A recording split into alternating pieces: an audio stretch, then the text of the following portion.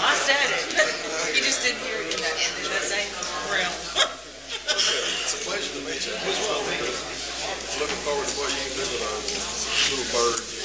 I'm excited to be part of it. Hopefully it'll work out. So it's a pleasure to meet you. Good day.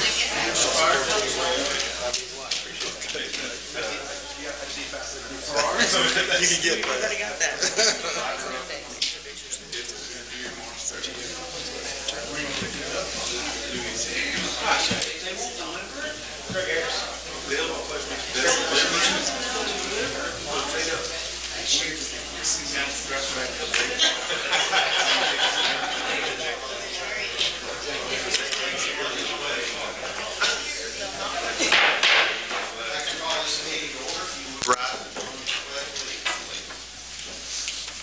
Allegiance to the flag of the United States of America and to the republic for which it stands, one nation, under God, indivisible, with liberty and justice for all. Councilmember Norris will lead us in prayer as we begin. Let's pray together. Father God, we thank you tonight that you're in control, that you help us, that you love us, and you forgive us. We thank you, Lord, that we can bring our concerns of our town and our citizens to you, that we can serve you and serve others. That is our calling. Bless us and be with us tonight. For those who've lost loved ones, may your comfort be with them. Strengthen our area and our nation to follow you more closely. In Christ's name, amen.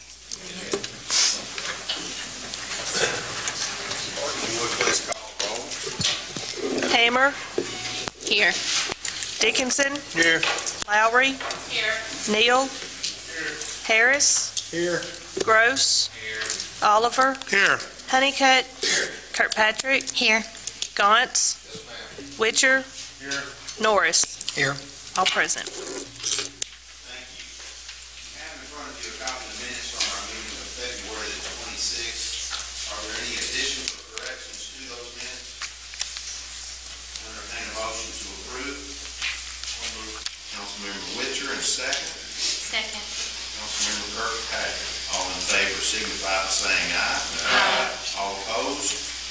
Motion carries. Thank you. Next item on the agenda, we have two new police officers with us. We have Mr. David Houchins and Mr. Mason Weddington. Chief, you can... Sure. Thank you, Mayor, Council. We're going to swear these two new officers in tonight. We're excited to have them. First, we'll swear in as David Houchins. He's a graduate from Barron County High School, lives in Park City, Kentucky. He's married, and they have one child. He has 6 years prior law enforcement service, and 2 of them serving with the Barron County Drug Task Force as a detective. He started with the Barron County Sheriff's Office in 2012. Then we have Officer Matthew Mason Wethington. It's Mason. I keep calling him Matthew for some reason. He is a graduate of Campbellsville High School and a graduate from Lindsey Wilson College with a degree in criminal justice. He received the Fitness Award and Fitness for Duty while attending the Department of Criminal Justice training. He was also the class guardon? Yeah. So Matthew does a lot. He lives in Barron County, is engaged to DJ Ballou. They both started their PTO training, and we're looking for great things from them.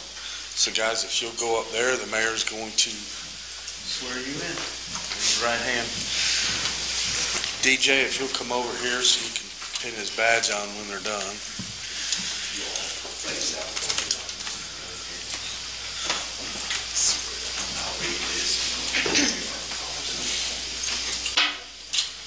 Raise your right hand.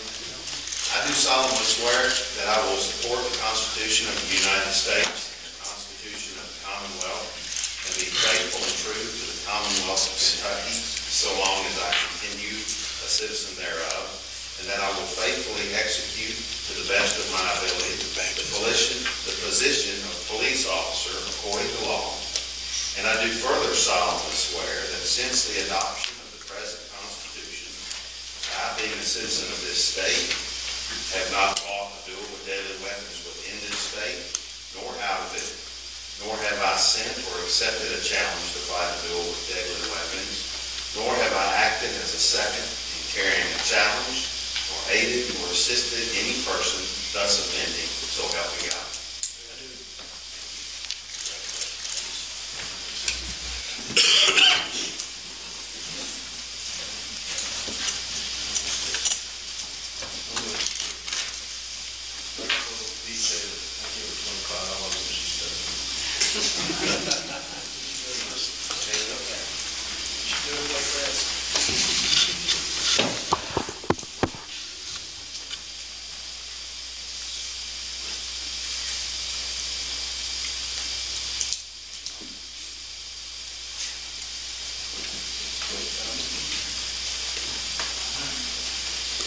Dave's wife couldn't be here tonight, so he asked me to do the honors. I don't know if I've done this once on there yet.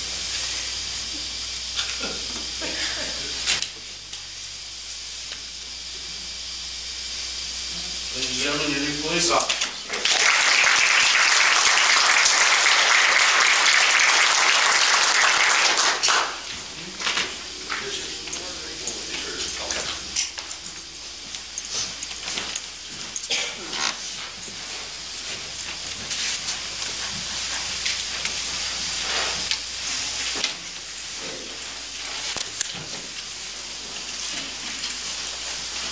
Next item on the agenda is the consideration of the budget. If you remember our last meeting, if I remember correctly, Councilmember Honeycutt moved to table the approval of the audit and give time for further review. The motion approved, and therefore at this time, I'll entertain a motion to remove this item from the table. Councilmember Honeycutt, and second. Councilmember Oliver, all in favor, signify by saying aye. Aye. All opposed? Now, are there any questions or comments on the audit as prepared by Taylor Paulson? I wish there were a way we could have some kind of legal case against the actuaries who did the accrual analysis. We've always paid what we were told to pay, and if we had to pay our unfunded liability right now, it would bankrupt the city. I mean, I don't know. That's certainly no indictment on our city. That's the case. No, we have paid every penny we've ever been asked to pay on it. It's just the assumptions were wrong, bad, or both, and it's a shame, and that's why there's such an uproar everywhere about it. But and I don't know what the resolution will be, but I appreciate everybody giving me extra time to read it. I did read it, and it was thoroughly enjoyable. Glad to. You didn't have to throw that in there. Do appreciate your diligence, Councilman Honeycutt, in reading that. But you make some very good points there, and that a couple of which is you've heard discussion about the pension, but truly, if in fact cities, counties throughout the state were required to pay that portion that has been unfunded, it was bankrupt, I would wager that somewhere 90% of the counties and cities across the state would be bankrupt because of that. So that's part of the reason this is such a big deal. So thank you. We have, for as long as I can recall, taken action to approve these annual audits. However, while it's been our custom to do that, approval of that by the legislative body is not, in fact, required by the law. The legislative body can't change anything about this audit. And actually, KRS only requires that the auditor present the audit as it is completed and the accompanying documents to go along with it. And the legislative body simply has to hear that and receive that. So I just wanted to point that out to us. So again, while it has been approved in the past, and that's been our customary practice, no such action is needed, nor will we take that position. So I think it is noteworthy that there was a positive increase in the general fund. That's a good thing. yes, there was a slight increase. So as I've said before, the city is quite stable, doing good things, and able to fund some new initiatives. We're glad to do that. Very good. The next item on the agenda, Mr. Billy Ray, the superintendent of Glasgow Electric Plant Board, is here tonight to address the rate change that was requested by the Advisory Committee.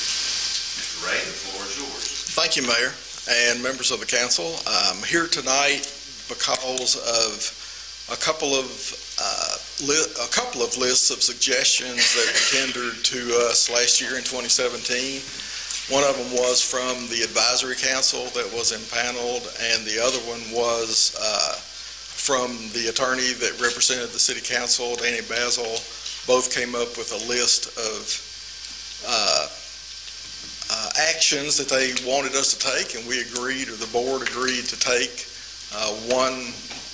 The advisory council had a list that was slightly different than what we agreed to with Mr. Basil. So we've accomplished nearly everything on both of those lists, with the exception of this item tonight, which was to try to reduce the customer charge on our residential customers by $5 a month. That took longer, and we said in September that it would likely take until April, so we've struggled to get this deal done for April the 1st.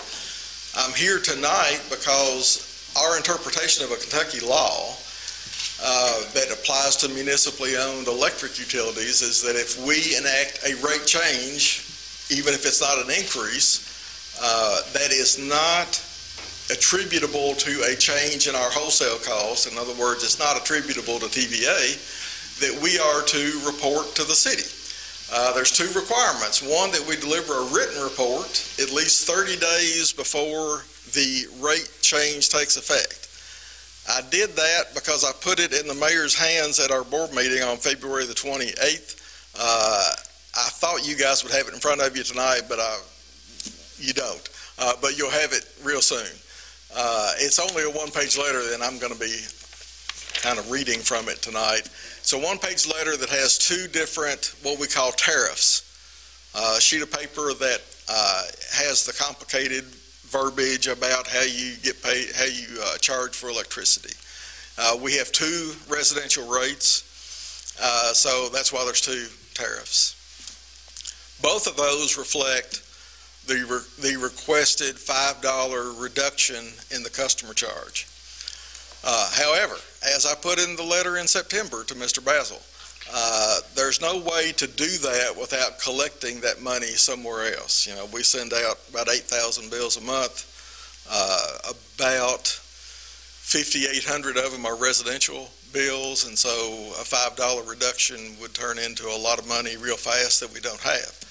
So the board wrestled with this concept of who should fund this $5 reduction. Should it be other classes of customers, or should it be the residential customers themselves, so that the ones who enjoy the benefit pay for the benefit?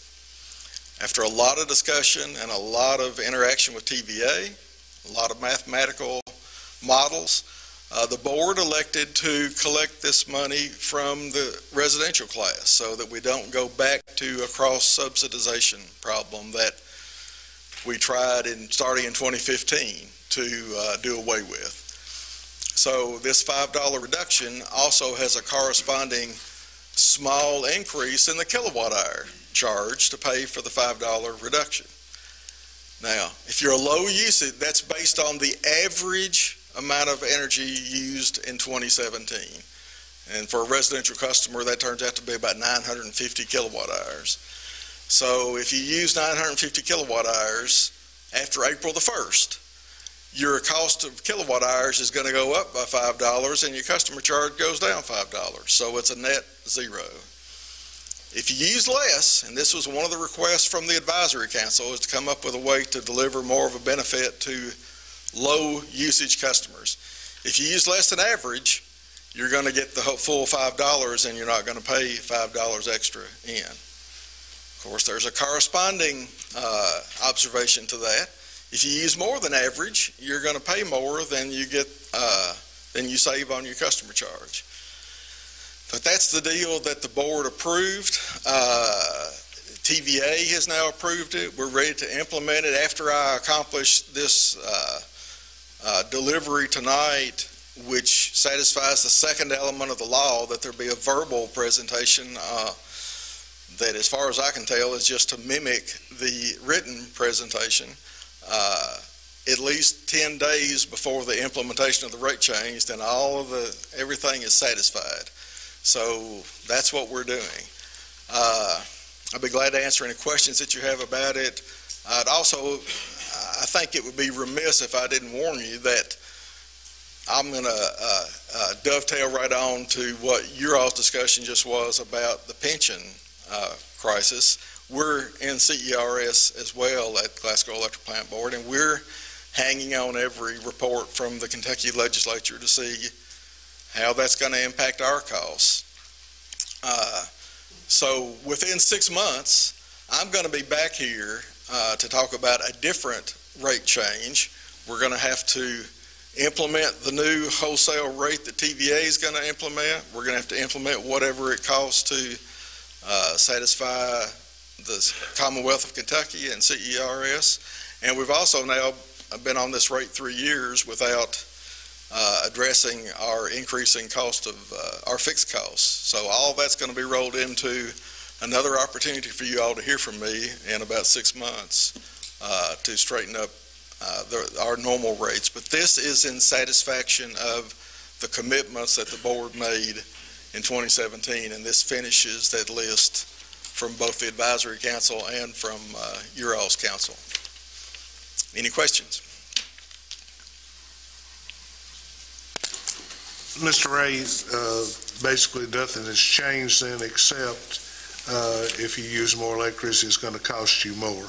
If you use the same amounts as used in 17, basically it'd be a push, a wash. Yes, Gary. Just in layman's, something simple. That's the truth. The only thing a little different from with what you said was the push is for the average usage. So we took all 900. 950 turns out to be average. If you use less than average, you're going to get a net reduction. If you use more than average, you're going to get a net increase. But everybody's going to get a $5 reduction in the customer charge. But it won't be. It'll be a push, as you said, if you use the average amount of energy. Right, and if you use more, it'll be a little bit more. You're exactly right. What's that increase? It's about 1/4 of a cent per kilowatt hour, and it'll be on when you all get the paper copy. The details will be on. Thank you. You're welcome. Any other questions for Mr. Ray? Mr. Ray, what are the other classes you have besides residential? Is it small business and large? Yeah, we have residential, 2 different residential rates, and now we have 2 different small commercial rates, and then we have what I just call the medium commercial and large commercial. There's also a street lighting rate, but it only has 1 customer, and that's the city. So I generally don't spend much time talking about that. Okay. This was simply for your information, report from Mr. Ray. No action will be required for that, so thank you, Mr. Ray. Next item on the agenda is the first reading of an ordinance establishing the parking fines. And if you remember, at our last meeting, the Public Safety Committee had met and requested that some more proposed made some proposed changes to the fines with association to the parking fees. So this ordinance is at first reading, making those adjustments. Be it hereby ordained by the City of Glasgow that there shall be and hereby is a reestablished schedule for all parking fines in the City of Glasgow. The fine schedule shall be as follows. There shall be a $30 fine for all violations of any parking regulation with the exception of handicap parking, which shall be addressed below. There shall be a $50 fine for any violation of the handicap parking regulations. The fine set forth herein shall no longer be doubled, but shall be a flat fine for each such violation. Be it hereby further ordained by the city that any prior ordinance whose provisions relate to parking fines and which are in conflict with the provisions of this ordinance shall be deemed repealed and of no force and effect. This ordinance shall take effect upon its passage and publication according to law. Having heard this ordinance read, do I have a motion to approve? Motion. Councilmember Norris, and a second? Councilmember Neal. Any discussion? All in favor signify by saying aye. Aye. All opposed? Motion carries. Thank you. Next item on the agenda is resolution to make application for a household hazardous waste management grant. Be it hereby resolved by the City of Glasgow that April Russell, the grant writer for the city, is authorized and directed to make application on behalf of the city for a grant in the amount of $10,500 administered through the Kentucky Pride Fund Household Hazardous Waste Management, which shall be used, if received, for the purpose of funding the city hosting a Household Hazardous Waste Collection Day for the residents of Barron County. This is a 75-25 in-kind match, and the grant applicant shall provide match funding of the total cost of the project, or $2,688 if received. The total amount of the project would be $13,188. Be it further resolved by the city that Mayor Dick Doty shall be and hereby is authorized and directed to execute any and all documents necessary in order to make application for the grant. Having heard the resolution, do I have a motion to approve? Councilmember Gross, and a second? Second. Councilmember Kirkpatrick, any discussion? All in favor signify by saying aye. Aye. All opposed? Motion carries. Thank you. Next item on the agenda, Councilmember Gaunce would like to address the council with regards to participation in the INTERAP coding program. Thank you, Mayor. A couple of weeks ago, we had a presentation Mr. Browning did that basically tried to lay out the INTERAP, what that is. For somebody like me, coding is way above my pay grade, but to try to understand where we're trying to go. Tonight, Mr. Anker Gopal will speak to y'all and tell you, answer questions, and I know there are questions going around. I've yet to find anybody that didn't like the program or didn't want the program. I've yet to find very few that are willing to write a check to make sure the program happens. The reason that I'm so passionate about this is because we have, just in the Glasgow Barron County school systems, we have 500 kids leaving every year. And of the 500, very few of them stay here. Unless they're in a family business, very few of them come and go. You got a question, Jake? I didn't. If 500 of them leave, I don't guess any of them stay. I said we got 500 graduating, is what I meant to say. Maybe I misspoke. I said the majority of them are leaving. Not many of them that I know are staying here. We don't really have a whole lot as a community to offer these 500 kids. I don't really see anything else out on the horizon that I've been on the idea board, which some may say that's good or bad, and I've been here 53 years. Even the factories that are starting that are adding 10, 12, 15 people that are paying good money, the majority of the factories around here are paying $12 to $14 to $15 an hour. Even if you go to Bowling Green, I just talked to a gentleman today. I mean, you're not getting treated very well in a lot of factories. They want production, and they're behind on production, and they need people. Some of you would ask, hey, they're teaching coding in Glasgow and Barron County school systems. That's right. They're teaching engineering.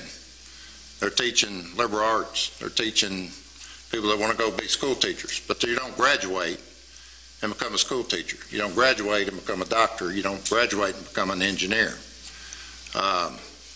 This is an opportunity. It's $800,000. We started out at $1.8 million.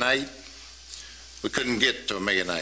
We may not be able to get to $800,000. Last week, Cheyenne Fant addressed the idea board, asking them for $250,000.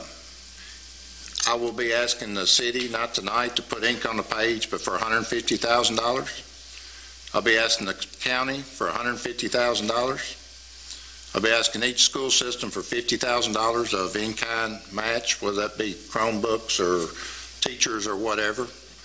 And there's a couple $100,000 that has been secured privately that will participate. But this is an all together or none. The other reason before I let Mr. Gopal tell you what's going on, in my 53 years here, this is the only project that I've seen that everybody needs each other. Both school systems have to help each other, both municipalities. We don't do that around here. Everybody's in their own silo as a rule. So, Mr. Gopal, I'm going to let you, if you want to go over and speak, and you can say whatever, and then they can ask whatever. So, thank you for your time.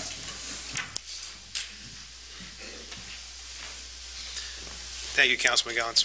Council members, Mayor, my name is Uncle Gopal. I'm CEO and founder of Interact. We're a mobile technology firm based out of Louisville, Kentucky. Give you a little history of me. I was born in Owensboro, Kentucky. And when I was growing up in high school in Owensboro, success meant getting out of Kentucky. And I did that. I left for Chicago, Illinois, went to school, worked in Silicon Valley, DC, etc. Found out there's a lot of people, a lot of places, but home, there's no shortage of intelligent people or opportunity. So I came back about 6 years ago with the intention of building my base of my company and then moving to Silicon Valley like everyone else to build a technology firm. A funny thing happened. I spoke to several entrepreneurs and several leaders in the community who said to me, you need to potentially look at opening your business in Kentucky.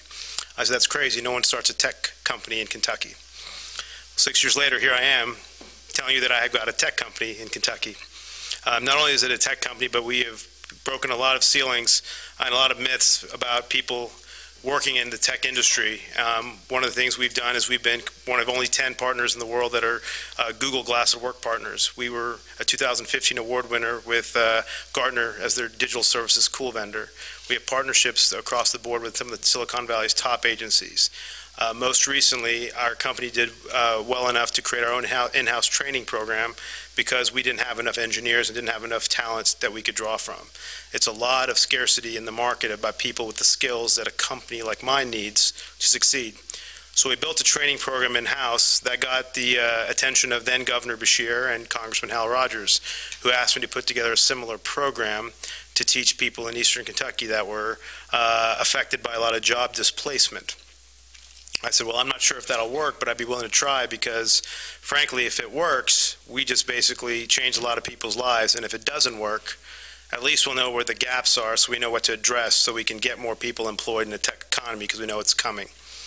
I'm pleased to report that it was a success. We got 35 out of 50 in our initial program into a job. Now that means, financially, that means they were making $0 to $12,000 a year. And now they basically were making $36,000 to $60,000 a year after 6 months in our program. Our program works. Our program has become, we can call it a national model. We've been selected by the New York Times, Wall Street Journal, The Daily Show. We've been focused in think tanks and spoken at conferences on how we've helped break a lot of myths about people that may or may not be able to be in the tech economy. The truth is, the tech economy is in the most democratized time it's ever been. There's tremendous amounts of demand and a shortage of supply. And believe me, growing up in Kentucky, I've been around a lot of smart people who've done a lot of great things, sold companies, some of the biggest tech companies in the world, and they're from Kentucky. So with that in mind, my mission started becoming a little bit, shifting a little bit. And that was kind of, to me, there's no reason why I don't think we, as Kentucky as a whole, can't participate and succeed in the tech economy. Frankly, I'm tired of Kentucky being 47th in something else. I don't want us to miss the boat because I know we have opportunity here. With that in mind, I was approached by people in the Glasgow community about replicating the program here.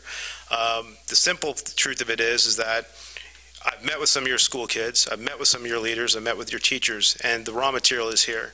You have a tremendous opportunity where you're located between two major tech cities, metro areas, Louisville and Nashville. It's well poised to be a community that can help employ and participate in this economy. Speaking with some of your students, I had one, Savannah Moon in particular, I asked the group of students, how many of you all want to be in a tech sort of job, and they all raised their hand. I said, how many of you all think you'll have to leave Kentucky to do that? They all raised their hand. By the end of my talk with them, I explained to them there's multiple companies like mine in Louisville, in Lexington, in Bowling Green, and all over that they didn't know about. So I said, if I could get you a job in the career you wanted, would you consider staying in Glasgow or in the state? And they all raised their hand. Most of them raised their hand and said, yes, we would. So a lot of what we're doing, and to sum up, is a lot of it we're doing is we're trying to partner with communities and partner with areas that can benefit from having these sort of jobs in their economy, because you can work from anywhere in technology. You don't have to be in one city or another, and all we got to do is create the skills. I've spoken with a lot of people at the state, it's Cabinet for Economic Development, Governor's Office. This is high on their agenda to create skills that allow all of us to participate in the 21st century workforce and the 21st century gig economy. I believe we can do that here. I believe we can do that around the Commonwealth. My vision, if you will, maybe it's a little bold, but I'm happy to share it. By 2020, there's going to be 2.2 million open technology jobs in the country. I don't see any reason why 10,000 or 20,000 of them can't be in the Commonwealth. And frankly, that's kind of where I'm here to ask for your support. I'm here to happy to answer any questions. I know you all have seen our proposal and how we're going to kind of use that to partner with the community and the school districts. It's an honor to be here, and I'm excited to discuss and answer any questions you all may have. Thank you.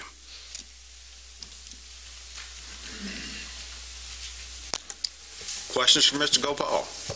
The amount of funding you're asking for is decreased. Does that mean that it's only going to be students, or it's only going to be displaced workers?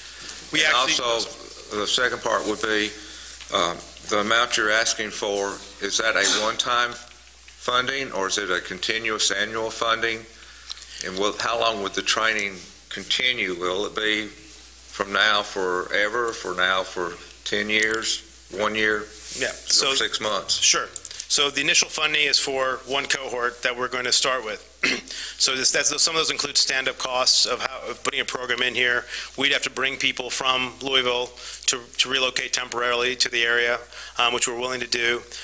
The program funding decreased because we changed the scope of it. It is going to still have a combination of high school students as well as adults. We're thinking young adults, probably between the ages of 18 to 24 primarily, but we'd be open to seeing anyone with the aptitude and acumen for participating in the class. Because of the timing schedule, we were able to combine the two. We've been told we were flexible on the time, meaning it doesn't have to be 8 to 5 or 12 to 4. We are able to work with the students and with the adults at the same time. So the reason the funding went decreased was because we did shorten it a little bit. We did condense it. We reduced the number, but we didn't decrease the quality of the program. So we feel we can do it with 50 people at that same price. It is a one-time cost, one cohort, but what happens with that is that we initially, if we start a program here, we do hire a few people in Glasgow immediately, and we just send out some job descriptions to fill a couple of key roles on the management side and the TA side. Eventually, down the road, if we decide to do another cohort with more participation from other companies or from other areas, we expect to hire people who've succeeded in our cohort. We've done that in the past. People from our previous cohorts we've offered jobs to that have shown aptitude, and we're willing to do that here as well.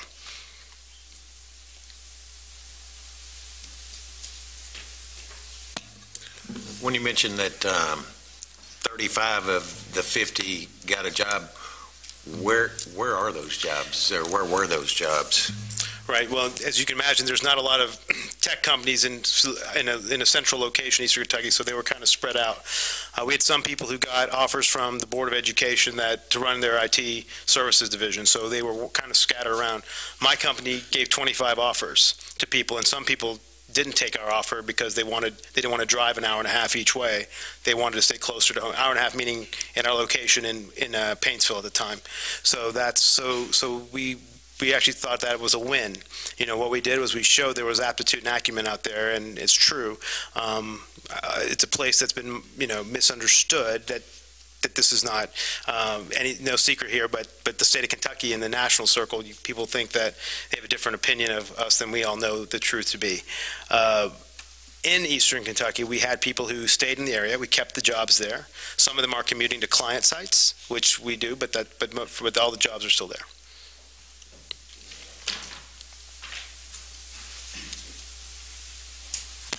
Just as color, I talked to the Department of Commerce Friday. Although they cannot endorse any particular job, they do endorse this sector. And it's my belief that Frankfurt is going to push as hard as they can on this sector, because there's so many of our kids and so many of our displaced workers that are leaving the Commonwealth to go to Nashville, go to Southern Indiana, go to various places. So, nothing's ever easy. This isn't easy. If it's easy, we wouldn't be standing there talking about it. But for me, I'm going to fight for these kids to give them a better opportunity than what I believe they have right now.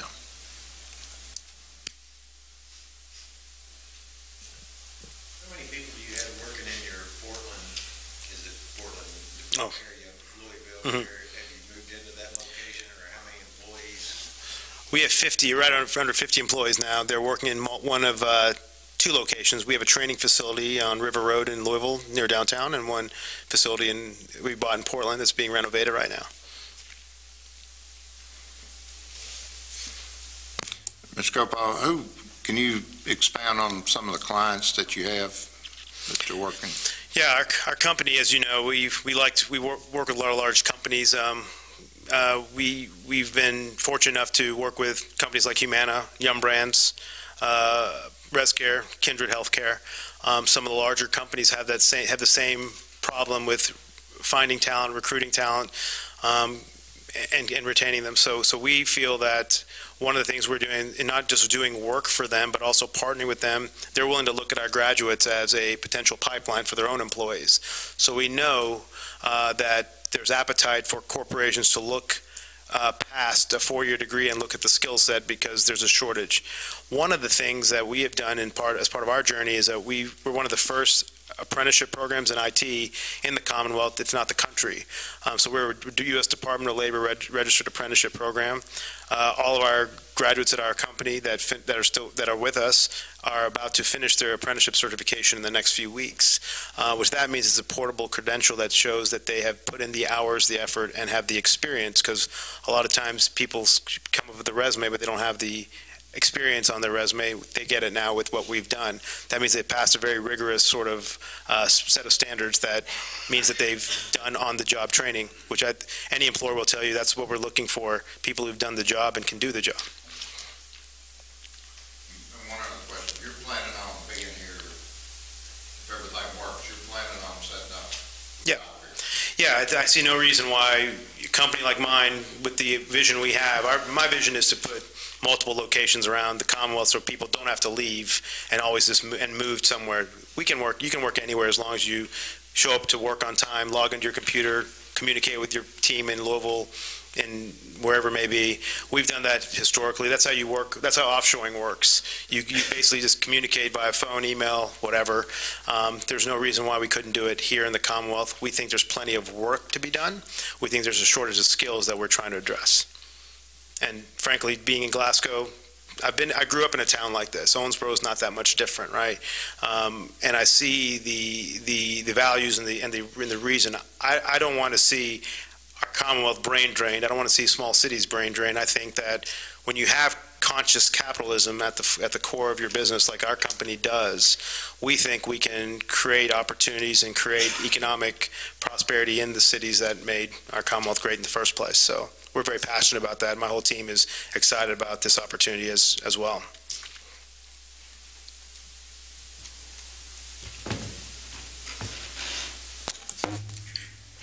Other questions? Very well. Thank you very much. Any action come before the group this time? No action other than I would like to, at some point in the next couple of weeks, we're either going to have to say yay or nay. And city's going to have to say it, the county's going to have to say it, the schools and idea board. And, we've worked together, not myself, I've kind of caught it at the back end, but there's a group been working on trying to bring this to Glasgow, Brown County. If it's in the right posture, without making a commitment, I would like to know who's on board with this, or if they think, hey, let's just go a different route, or we'll find another factory, or if this entices people, or where. And I don't know if you can have a vote for their opinion without, I'm not looking for commitment, or if anybody says they're against it, or anywhere in the above. He just needs, if the city just says, hey, we ain't interested, take it to Bowling Green, take it to wherever, that's a good enough answer, but we owe it to him to tell him. If the city says, hey, once you give me a contract and $150,000 is not outside the realm of possibility. My feeling is that something this big is important. I think we can wait a few days and mull on it a little bit and ask some more questions privately. Okay. Other thoughts? I do need a timeline, because March 25th, 26th, he's going to be out of the country. At that point, he's off us, he's on to somebody else. And there's other people that's going to have to be, making these same decisions. So, we can email out and everybody can vote yes or no, or, I'm interested in seeing a proposal and then I'll vote. But if everybody just says, hey, you're all wet, we'll just keep doing what we're doing, that's a good answer. If people say, hey, we owe our kids more, that's a good answer. There's no wrong answers. It's just out of respect to him, Mr. Gopal, and his company. So in 2 weeks, he'll be out of the country by the next time we meet. So, I'm very, that's why Mr. Browning did his thing. That's why Mr. Gopal came down. People may just say, hey, let's just keep doing it the way we've been doing it. And I don't agree with that, but I'm fine with that. That's why we got 12 people here. But, Patrick, I had a question for you. I know the county, and I know Judge Executive Hale is here, maybe he can answer. I know the county committed $30,000 to it. Now, was that a locked-in number? Is that an open-end number? Is that just seed money? Or, I get the impression, because I know you made a comment, you're going to ask the county for $150,000. Right. At some point, somebody will be the person that keeps it from coming, or somebody will be the person that, the county would say, I don't have any money. But the county, no disrespect, Judge, I'm going to speak to you magistrates, there's a 4% increase. We say, hey, let's go to Frankfurt and fight for everybody's pension. We'll do anything to get a sales tax. We got to get our pensions. I get that. Would we not fight just as hard for our kids? And if the county don't believe in it enough, no disrespect, I'm not asking him to do it. I know where Judge Hale's heart is. They got 6 votes too. Mr. Counts, I still believe I'm with Mr. Norris that we still need some time. That's fine. And this is not a time to say yes or no, or it can be switched. I still believe we need time to think about it. That's fine. What if we just send out an email and get like a positive or a negative at that point, maybe in 7 days? Yeah, that'd be fine. Does that sound okay? Pressure on idea on the school systems, on the county. No disrespect to any of those groups. But everybody's just going to put their hand up and say yes or no. And how much time will be required for this group to think and have those discussions prior to making a decision? And we'll schedule that meeting at that time. But, and Mayor, let me dovetail on it. Make a decision to progress to the next step. I don't have a contract to hand somebody, as Wendell did with that. I think it, but conceptually, are we willing to consider putting $150,000 in based on what you've heard the last two meetings and based on the final contract. When will you have a contract? I'll have it, I've said the statement of work, which is essentially the details of the contract, Right. all the terms and conditions. It's already. I mean, we can probably have it to you next couple of days. Maybe you could just send that to us and let us look at it and study Yeah. it. That'd be fine. I mean, I'll just send, can I do that? Yeah, you can share information, there just can't be any deliberations collectively over the emails that would. I'll commit to get that out to everybody by Wednesday. And so what's the next step? Then it sounds like we're going to have to get this group back together for some formal action.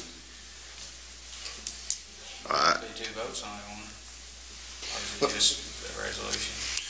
Look, if everybody says, hey, this is a good idea for our community, I think he's going to give us a little time. But if we say, no, we don't want to do this, we can just move. I can't speak for everybody. I don't think I'm going to speak for myself. Right. I'm not against it. I don't think anybody up here is against I don't take it that way. program. I think, we're looking at the money. Right. I mean, I guess I'll throw myself on the other side as being a city taxpayer.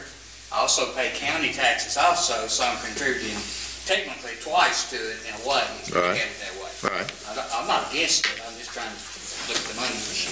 I understand. And I think I said earlier, I've not. You don't have a definite commitment from anyone except your private people Right. that are putting. That's right. You don't have one from schools, from the county, I don't have anything in writing. from IDEA. Right. IDEA voted the other day to proceed forward to the next step. They didn't agree to commit to anything. Well, I think we're at the same place, but we're not ready to commit. Okay, but I mean, that's all I need is, if this body feels like this is the right direction we're going in, because that's where IDEA, is that what I'm, Yes, thank you. okay. Mayor, Sure. the county did take action to put $30,000 towards this, so $30,000 is going towards this program. So if there's any questions or rumors about that, we did take action to put $30,000. Confident it is, but I know that we believe in this program, and it just comes down to dollars and cents, kind of like everything else does. Formalize the agreement. Is that a fair assessment? That's correct. Yeah, the short of what you're saying is that our team is already mobilized and ready. We've built a turnkey solution. So let's just say hypothetically, in a perfect world, the decision gets done by March 25th. We'd be ready to start April 1. So the answer is yes. So as a follow-up to that, then if this body, after having some time to consider it, would your company be satisfied if the legislative body expressed an intent to move forward should all the other pieces fall into place? Yes, I would be okay committing to that. Okay, thank you. I have a question. You said an April 1st start date. How does that impact the role of students in the program? For students who have already signed up for Governor's School for the Arts, Governor Scholars? I see what you're saying. Sorry. So before we start, the classes would be in sync with the school year. So the classes would start August.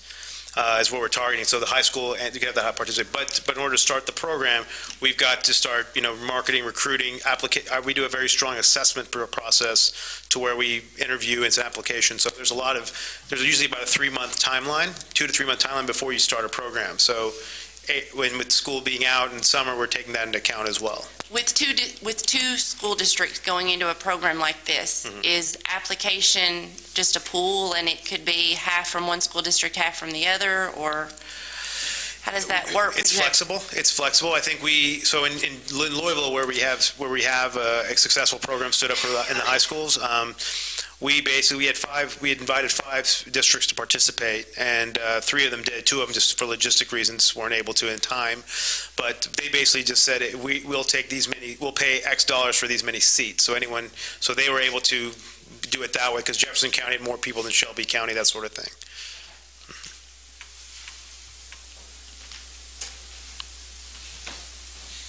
So if Mr. Gons can have the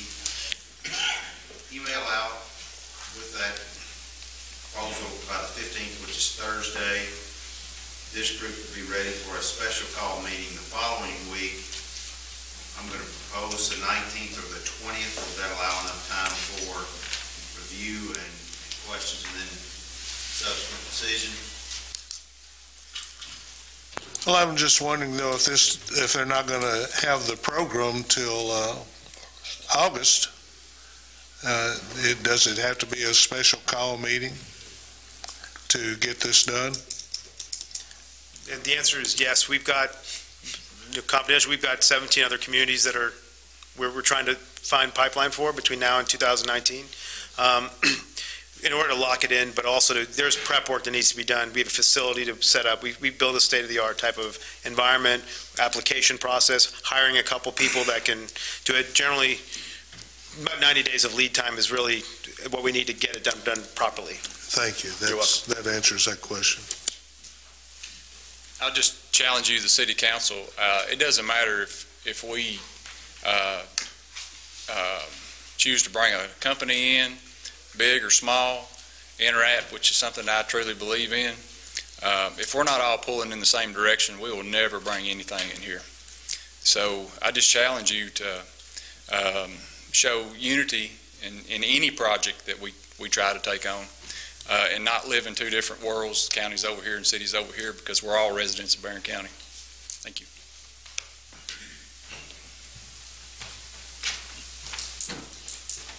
Special call meeting on the 19th of the 20th, what say?